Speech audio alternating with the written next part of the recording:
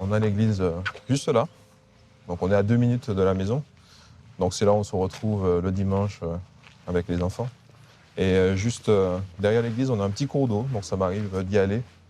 Et voilà, de m'y arrêter, de méditer un peu. J'avoue que, étant jeune, j'aspirais complètement à autre chose. Honnêtement, je n'avais pas le cœur ouvert à tout ce qui concernait l'église. Jusqu'au jour où j'arrive en métropole, je fais la rencontre d'un groupe de jeunes. Et de fil en aiguille, j'entends parler de voyages qui s'organisent à Lourdes. Pour moi, Lourdes, tout ça, c'était des histoires de grand-mère. Donc, je ne sais pas trop pourquoi, je m'inscris à ce voyage à Lourdes. Et quand j'arrive là-bas, je suis surpris par ce lieu. J'ai un réel sentiment d'immensité. Et je veux me mettre à visiter ce lieu, visiter cette église, visiter la grotte, visiter chaque recoin de Lourdes. Et je veux me laisser émerveiller par tout ce que j'y vois. Et c'est comme ça que je vais m'ouvrir petit à petit à Dieu et de plus en plus chercher à le connaître, chercher à organiser ma vie avec lui.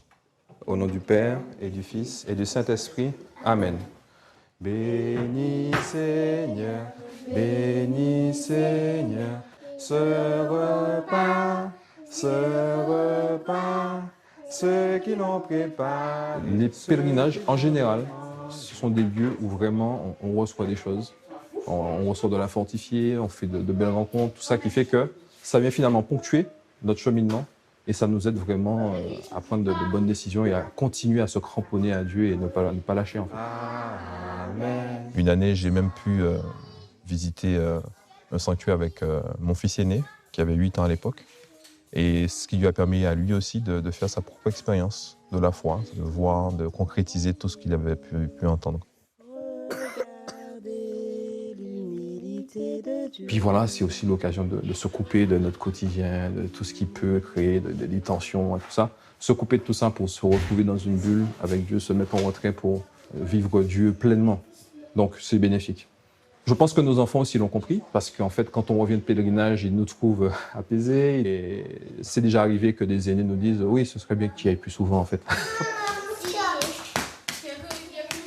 Et on se dit aujourd'hui, pourquoi pas organiser un voyage tous ensemble, et un rêve fou qui m'anime, ce serait pourquoi pas carrément aller en Terre Sainte, pour que l'évangile dont ils entendent parler, ce Jésus dont ils entendent parler, qu'ils puissent le toucher du doigt, entre guillemets, en tout cas que tout ce qu'ils entendent dans la Bible, ils puissent l'expérimenter, visiter des lieux et en faire l'expérience.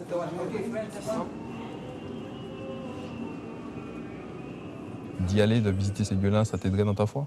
Ouais, franchement, oui, puisque ça me permettrait d'y croire plus. Parce que on entend tout le temps parler, mais on ne peut pas voir concrètement où c'est et où ça s'est passé. Les amener sur des lieux qu'ils peuvent visiter, ça peut vraiment être un bon coup de pouce dans leur foi, en fait.